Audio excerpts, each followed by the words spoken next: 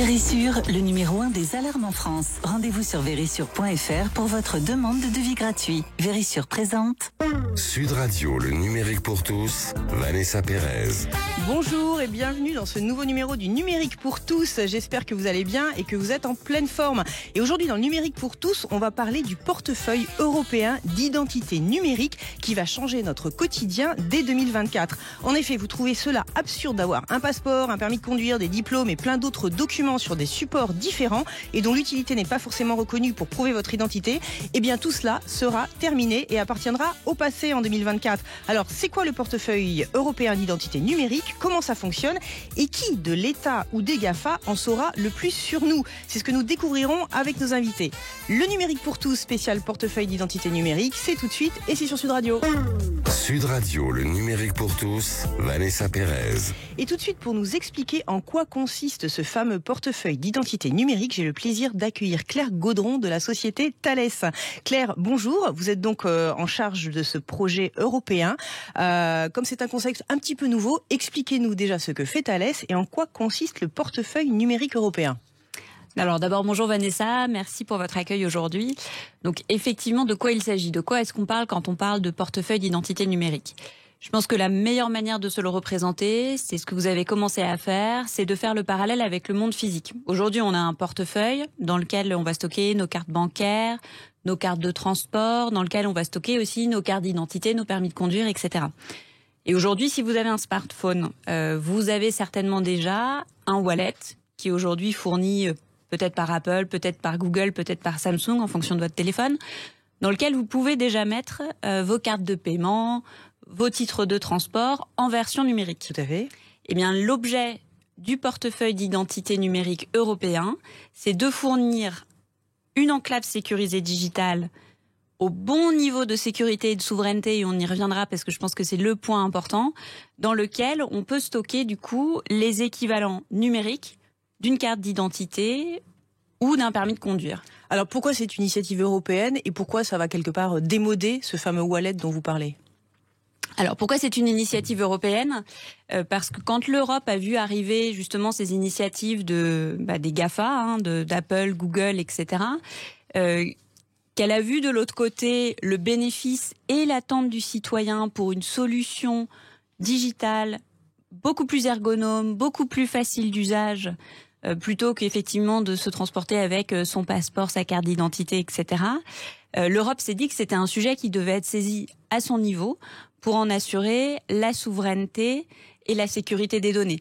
Parce que tout de suite, je pense que quand on se dit tout ça, là, quand on met tout ça sur la table, ce qu'on comprend immédiatement, c'est que on va gérer dans le monde du numérique l'identité du citoyen et son usage. Et oui.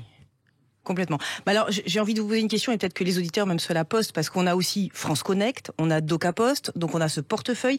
C'est quoi la différence et qui fait quoi dans ce domaine ? Ouais, donc il y a effectivement beaucoup d'initiatives. Il y a beaucoup d'initiatives parce que je pense qu'il y a un vrai besoin. Donc chez Thales, par exemple, on a conduit une enquête auprès de 1800 citoyens européens pour comprendre un petit peu leurs attentes. Et ce qu'il en est ressorti de cette enquête auprès de 1800 citoyens, c'est que 70% attendaient une solution numérique et attendaient ce type de portefeuille pour faciliter leur vie au quotidien. Donc il y a beaucoup de solutions parce qu'aujourd'hui il y a une vraie demande. La différence, aujourd'hui France Connect, ça va vous servir à vous connecter à des services en ligne et à simplifier la gestion des mots de passe. C'est-à-dire que vous allez pouvoir, avec un seul type de mot de passe, vous connecter à toute une panoplie de services. D'accord. Là, l'idée du portefeuille, c'est vraiment, comme on le disait plus tôt, d'avoir l'équivalent de ce que vous avez aujourd'hui dans la poche en physique sur votre téléphone portable. Et donc, par exemple, de pouvoir prouver à la police quand vous vous faites contrôler sur la route que vous avez bien le droit de conduire, le véhicule que vous êtes en train de conduire, le tout sur votre téléphone portable et le policier vous contrôlera de téléphone à téléphone. Oui, parce que les législations en plus sont pas harmonisées au niveau européen, donc ça veut dire qu'on aura quelque chose d'universel avec ce portefeuille. Voilà, donc l'objectif de l'Europe, et c'est ça qui en fait un projet qui est vraiment ambitieux, c'est d'avoir quelque chose qui est géré en transfrontalier dans les différents pays européens. Et donc qu'est-ce que ça veut dire par exemple pour nous citoyens ? Oui. Ça veut dire que si vous partez par exemple en vacances en Italie pour 2 semaines et que vous avez besoin d'aller louer une voiture, aujourd'hui, ce qui va se passer, c'est que vous allez vous préenregistrer en ligne et puis vous allez devoir, à votre arrivée à l'aéroport ou à la gare, aller faire la queue chez le loueur de voiture pour donner votre carte d'identité, pour donner votre permis de conduire, et ensuite le loueur va vous dire très bien Vanessa, vous avez donc le droit de conduire cette voiture. Et là, ce que ça va permettre, c'est de faire tout ça en ligne au préalable et donc de vous faire économiser peut-être quelques heures de vacances à votre arrivée à la gare ou à l'aéroport. Alors, toujours très concrètement, puisque c'est des données qui sont assez personnelles, par exemple, en France, est-ce que la carte Amélie sera à terme dans ce portefeuille numérique ? Alors ça, moi, je ne peux pas vous répondre aujourd'hui. Donc, il y a une réglementation européenne et ensuite, c'est le rôle de chaque pays de définir ce que lui, en tant qu'État, va faire de cette réglementation européenne. Et donc, quels sont les documents numériques qui vont être intégrés dans le portefeuille, par exemple, français. Mais alors là, on est sur donc une initiative européenne. Imaginons, je vais en Asie ou je vais aux États-Unis avec mon portefeuille numérique. D'abord, est-ce qu'il fonctionne ? Et est-ce que je dois être rassuré du fait que mes données ne vont pas être utilisées par selon des législations qui seraient différentes de celles de l'Europe. Ouais. Donc, ce qu'il faut voir, c'est que l'initiative européenne, elle se repose sur des standards qui sont des standards internationaux. Et donc, le standard en question, le grand standard, c'est un standard qui est très récent, parce que là, on parle vraiment d'innovation, qui date de 2021. Et qui existe partout dans le monde. Et qui va vous permettre, comme aujourd'hui, finalement, vous avez un passeport qui est un passeport français, mais qui est reconnu si vous allez en Thaïlande. De la même manière, finalement, votre identité numérique française pourra être reconnue dans un pays étranger, tout en garantissant la sécurité et la souveraineté. Comme aujourd'hui, les données de votre passeport sont protégées, même si vous passez la frontière chinoise, par exemple. Alors vous dites qu'elles sont protégées complètement, mais il y a toujours le risque d'usurpation d'identité et de cybercriminalité, parce que là, on ouvre une autre boîte de Pandore. Ouais, alors ça, c'est un très bon point. Et aujourd'hui, on estime qu'il y a à peu près 65% des fuites de données dans le monde digital qui sont dues à de l'usurpation d'identité. Donc c'est vraiment un point crucial. Et justement, l'objet de l'identité numérique, c'est de remplacer ce qu'on connaît aujourd'hui, là, les login passwords, où on doit tous en retenir 50, et en plus qui sont d'un niveau de sécurité assez faible, et qui donnent ces chiffres très élevés d'usurpation d'identité, par la capacité d'utiliser un équivalent de votre carte d'identité physique, encore une fois avec les mêmes niveaux de sécurité et de souveraineté, pour vous connecter aux services en ligne critiques. Peut-être pas pour votre compte Gmail, mais pour les services critiques, du coup, vous pourrez augmenter le niveau de sécurité avec lequel vous prouvez votre identité. Et pour vous, donc, vous disiez que c'est un sujet d'État. Est-ce que c'est un sujet d'industriel ou d'État ? Parce que en parallèle de ça, on a les GAFA qui existent. Donc, quelle valeur ajoutée vous apportez ?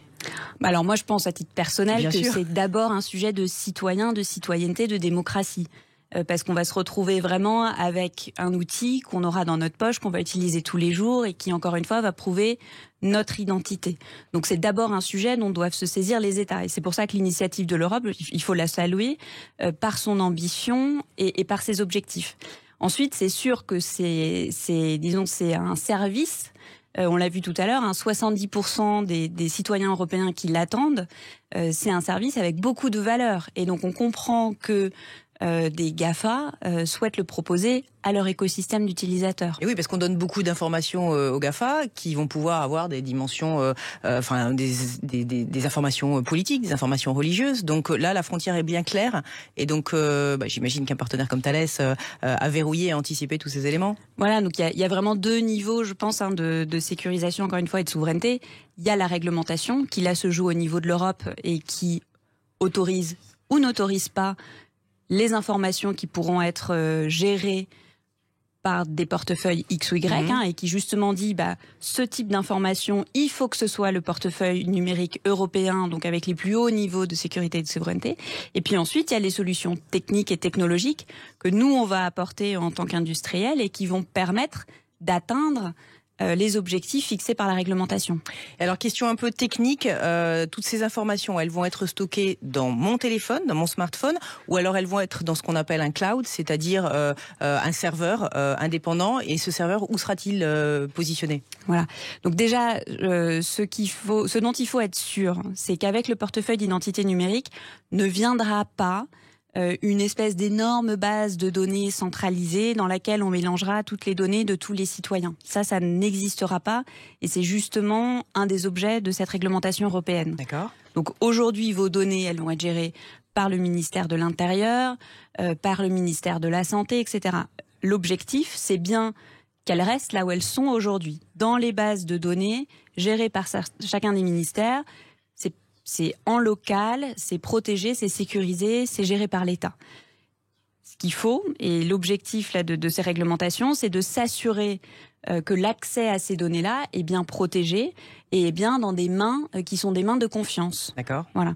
Donc, chaque type de données reste là où il est aujourd'hui.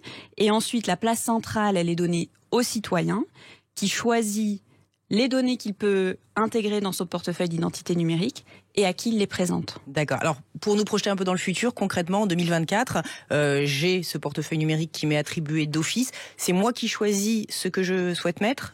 Décrivez-nous un petit peu ce qui se passera dans nos vies. Donc déjà, c'est vous qui choisissez si vous voulez un portefeuille d'identité numérique ou pas. Ensuite, c'est vous qui allez choisir. Donc si vous en prenez un, vous allez avoir de fait votre nom, votre prénom, votre date de naissance dedans. Ensuite, c'est vous qui allez choisir si vous voulez, par exemple, y ajouter votre permis de conduire, si c'est permis, par exemple, en France. Et surtout, là où c'est très important, c'est que c'est vous qui allez choisir quel type d'information est-ce que vous partagez avec qui. Et là, il y a un point qui, moi, me semble un point intéressant, c'est qu'aujourd'hui, imaginons que vous voulez rentrer dans un bar et pour cela, prouver votre âge. Mais vous allez devoir... J'ai besoin de ça, en fait, je crois. Vous allez devoir sortir votre carte d'identité sur laquelle l'agent de sécurité va voir alors, non seulement votre âge, mais votre date de naissance, votre nom, votre prénom, votre adresse, etc., etc. Demain, avec ce portefeuille d'identité numérique, donc ce que vous allez faire, c'est que vous allez arriver devant votre agent de sécurité qui va sortir lui-même son smartphone, qui va faire une requête à votre propre smartphone. Et vous allez devoir dire, est-ce que Vanessa, vous voulez partager avec cet agent de sécurité le fait que vous avez plus de 18 ans? Vous allez cliquer oui. Et la seule information que verra l'agent de sécurité, c'est que vous avez effectivement plus de 18 ans, sans savoir par exemple la couleur de vos yeux. D'accord, c'est très clair. Écoutez, est-ce qu'on a d'y être? Oui, probablement, parce qu'on se sent en sécurité. Merci beaucoup Claire pour cette intervention. Restez avec nous sur Sud Radio. Dans quelques minutes, on vous fera découvrir pourquoi il est important d'avoir une identité numérique sécurisée et pourquoi il faut être vigilant avec ce qu'on laisse sur Internet. Le numérique pour tous, spécial identité numérique, ça continue dans quelques instants et c'est sur Sud Radio. Vérissure, le numéro 1 des alarmes en France. Rendez-vous sur vérissure.fr pour votre demande de devis gratuit. Vérissure présente. Sud Radio, le numérique pour tous, Vanessa Pérez. Et aujourd'hui, dans le numérique pour tous, on parle d'identité numérique. À l'heure où l'on laisse chaque jour davantage d'informations sur les réseaux sociaux, jusqu'où notre réputation peut nous précéder. Et pour en parler, j'ai le plaisir de recevoir Denis Malingro, expert de l'économie numérique et spécialisé en identité numérique. Denis, bonjour. Denis, j'ai envie de commencer par cette question. Comment toute l'information que nous laissons sur Internet permet de créer un profil assez précis de qui nous sommes sans même que nous le sachions vraiment? Bonjour Vanessa. Je pense qu'au préalable, on doit bien se rappeler, on a évoqué avec Claire la question dans le domaine du public, que quand il s'agit d'un profil en matière privée, c'est de toujours garder à l'esprit que ce profil a une finalité, qui est une finalité publicitaire. Et donc, dans ce cadre-là, on peut, d'une certaine manière, cadrer ce profil avec ce qu'on va appeler 3 couches d'identité numérique. La première, nous la connaissons tous, elle est assez évidente, ce sont les données partagées. Quand nous partageons une photo, un commentaire, un like, toute autre donnée que consciemment, je dirais, nous partageons en ligne. Ces données sont une première couche qui correspond à notre identité numérique et qui façonne notre profil. La deuxième couche est peut-être moins connue et pourtant plus importante, je dirais, c'est ce que l'on va appeler les données observées. Contrairement aux données partagées, ces données qui sont collectées dans notre consommation d'Internet sont des données qui sont plutôt liées à notre façon d'utiliser Internet de manière générale. Exemple, quand nous naviguons sur Internet, nous avons un historique. C'est un exemple assez classique. Mais nous pourrions aller beaucoup plus loin avec, par exemple, ce qu'on va appeler les métadonnées. Donc, méta au-delà de, une donnée à propos d'une autre donnée. Exemple, vous envoyez un message sur WhatsApp, le message va être la donnée, l'heure à laquelle vous envoyez le message, la personne, la fréquence, l'état de votre batterie, voire la position géographique, vont être des métadonnées, des données observées. Eh bien, ces 2 couches dont je viens de vous parler dans le cadre de ce profilage publicitaire que j'ai évoqué vont amener une 3e couche qu'on va appeler les données inférées. Donc, inférées, suggérer cette idée de prédiction. On va, en analysant les 2 autres types de données, prédire la probabilité qu'il y a pour que vous ayez un comportement donné. Par exemple, vous rendre dans un endroit à tel instant en fonction de vos habitudes quotidiennes analysées, par exemple, avec les données de votre agenda. Voilà, grosso modo, très vite brossé, comment on va constituer l'identité numérique ou le profil publicitaire d'un utilisateur sur Internet. Donc ça veut dire qu'à notre insu, on a quelque part un jumeau numérique qui concerne notre présence sur Internet ? On pourrait dire ça, d'une certaine manière. L'idée de jumeau, c'est cette idée un peu d'équivalent, de répercuter les réalités du monde physique dans le monde numérique. Je dirais, pour bien comprendre cette idée de jumeau numérique, qui est une sorte de travail en cours, il y a 3 facteurs d'innovation technologique à considérer. En tout cas, au cours des 20 dernières années, selon moi. Le premier, c'est la question de l'accessibilité. Il nous est aujourd'hui beaucoup plus facile d'accéder à Internet avec des appareils moins chers, smartphones, tablettes, PC, mais également une connectivité améliorée. On est passé de la 2G à la 5G aujourd'hui. Nous avons la fibre optique qui permet également d'accéder plus facilement à la connectivité. Et donc, le premier de ces 3 facteurs, c'est vraiment une meilleure accessibilité. Le deuxième facteur qui contribue à produire beaucoup de données et à construire ce jumeau numérique, c'est évidemment la question de l'activité. Nous sommes passés, rappelez-vous, il y a une vingtaine d'années maintenant, d'une position de spectateur à une position d'acteur sur Internet avec l'émergence des réseaux sociaux dans un premier temps, devenus médias sociaux avec une production accrue de contenu. Et puis, troisième et dernier élément qui façonne ce jumeau numérique au cours des 20 dernières années, c'est évidemment la question de la mobilité. L'ordinateur est passé du salon à la poche, nous amenant à produire toujours plus de données. Un exemple concret, au cours des 5 dernières années, de 2017 à 2022, la production de données mobiles a augmenté de 10 fois. Nous avons fait x10 en termes de production de données via nos appareils mobiles. Alors donc, Denis, excusez-moi de vous interrompre, mais ça veut dire que par exemple les GAFAM, et Claire en parlait tout à l'heure, ont aussi une carte d'identité numérique de qui nous sommes. Donc nous allons avoir ce profil en 2024, mais les GAFAM, donc les grands opérateurs, les grandes plateformes internationales, que sont Google, Amazon, Facebook et le dernier, je l'ai oublié, Apple, ont un profilage très précis sur des choses presque plus personnelles, comme des informations religieuses, politiques, etc. On pourrait dire ça, mais il me semble que pour bien comprendre ce contexte-là, et Claire l'a évoqué, il y a là un enjeu important de souveraineté. Je voudrais mettre l'accent sur où se trouve en particulier cet enjeu de souveraineté, excusez-moi.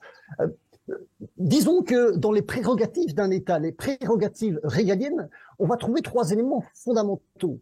La question du prélèvement, les impôts, les taxes, la question de la force légitime, la police, le militaire, et, c'est ce qui nous intéresse, la question de la connaissance du citoyen.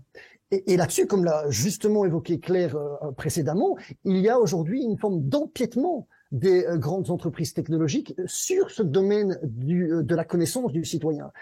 Tout simplement parce que nous passons une part importante de notre vie sur Internet et que notre empreinte numérique, d'une certaine manière, se complexifie avec toujours plus de données et donc façonne ce fameux profil dont je vous ai parlé précédemment. Concrètement, Denis, j'ai envie de vous demander comment on peut se protéger justement et garder une part d'intimité justement quand on est tous les jours sur Internet. Ça serait quoi la bonne posture pour avoir un contrôle de notre identité numérique ?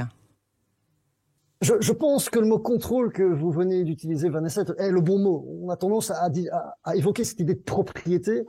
En matière numérique, la propriété est quelque chose de compliqué. Par contre, le contrôle, qui certes est toujours relatif, peut être amélioré en fonction de certaines de nos démarches. Très concrètement, je dirais que en prenant les démarches de base, concentrons-nous d'abord par un simple paramétrage efficace de nos appareils. Passons du temps sur notre ordinateur, sur notre téléphone, pour simplement parcourir les paramètres et choisir les réglages qui correspondent à la façon dont nous voulons que nos données soient utilisées. Par exemple, couper le micro si on est sur Instagram ou des choses comme ça qui permettront d'éviter d'être écouté à notre insu, c'est ça ? C'est un excellent exemple, en effet. Vous connaissez bien cette vieille polémique qui suggère que les entreprises technologiques nous écouteraient à notre insu. Il y a un débat là-dessus, mais en effet, quand le paramètre micro est activé, d'une certaine manière, il y a une forme de validation, de consentement implicite pour l'utilisation de cela. Plus fondamentalement, Vanessa, je rajouterais au paramétrage des appareils le paramétrage des services que nous utilisons.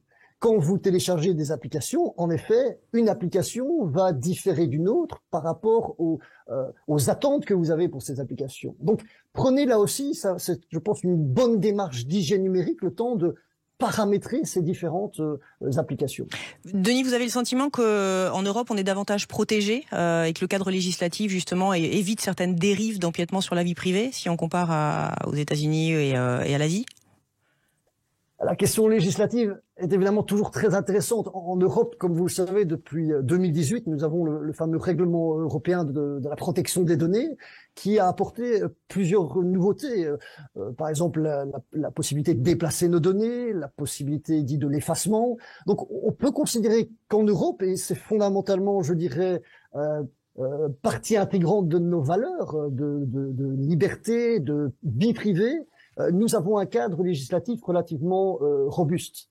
L'enjeu, vous le savez, c'est évidemment de trouver cet équilibre subtil entre la protection du citoyen et la capacité d'innovation, permettre aux entreprises de prospérer, en particulier dans un marché numérique mondialisé où nous avons évidemment deux géants que sont les États-Unis d'une part et la Chine de l'autre.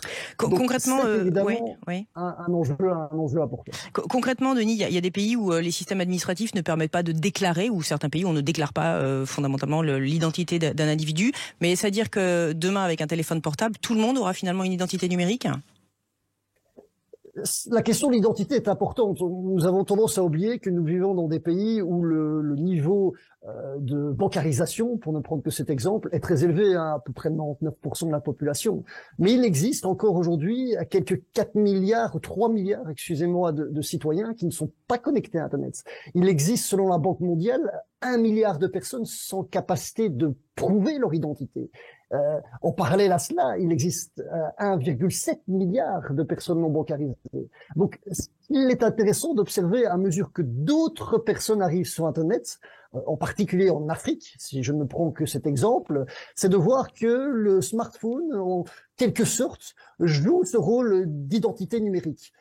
Un exemple très concret. Souvenez-vous, en 2019, Facebook voulait lancer une monnaie électronique, la Libra. Au-delà de l'idée de la monnaie, ce qui était intéressant à observer dans cette annonce, c'est que pour utiliser leur fameux portefeuille, qui avait vocation à bancariser la population non bancarisée à travers le monde, ils exigeaient la vérification d'identité numérique. Je pense donc qu'il y avait là, et on revient à cet enjeu de souveraineté, une volonté pour Facebook en l'occurrence, d'emboîter le pas, ou en tout cas de se saisir du sujet de la population sans identité pour, d'une certaine manière, prendre en charge cette donnée-là. Très concrètement, aujourd'hui, on voit que ce projet n'est pas à l'eau, malgré l'échec de Libra, avec le câblage de toute l'Afrique, avec le fameux câble Tout Africa de Facebook. Donc, l'enjeu de souveraineté est vraiment absolument fondamental sur cette question de la connaissance du citoyen et donc de l'identité numérique plus fondamentalement. Merci beaucoup Denis. Claire, on a beaucoup parlé de ces plateformes, les fameux GAFA. C'est des gens que vous regardez de manière un peu inquiet ou rien ne vous fait peur? Vous allez collaborer avec eux. Comment clarifier un peu tout ça? C'est une très bonne question. Donc, c'est des gens qu'on regarde évidemment parce qu'ils sont dans nos marchés. C'est des gens qui ont un avantage quand même majeur, c'est qu'ils savent parler aux citoyens. Ils sont déjà dans notre poche et vous les utilisez peut-être déjà aujourd'hui pour faire du paiement avec une carte que vous auriez digitalisée à l'intérieur de votre wallet. Donc, je pense que la vraie question, c'est comment est-ce qu'on allie les forces des uns avec, de l'autre côté, le respect de la vie privée, le respect de la donnée personnelle. Donc il faut qu'on trouve un moyen de travailler intelligemment ensemble, je pense. Ouais. Il y a une réflexion à ce jour ou pour l'instant chacun se regarde, s'observe et puis on attend un petit peu de voir? On s'observe, on se parle, on verra comment ça aboutit. Très bien. Merci beaucoup Claire et merci Denis de nous avoir partagé l'avenir de ce que nous avons le plus précieux, notre identité. Le numérique pour tous, c'est fini pour aujourd'hui. Je vous souhaite une excellente semaine et on se retrouve dès dimanche prochain. Avec Vérissure, le numéro 1 des alarmes en France. Rendez-vous sur vérissure.fr pour votre demande de devis gratuit.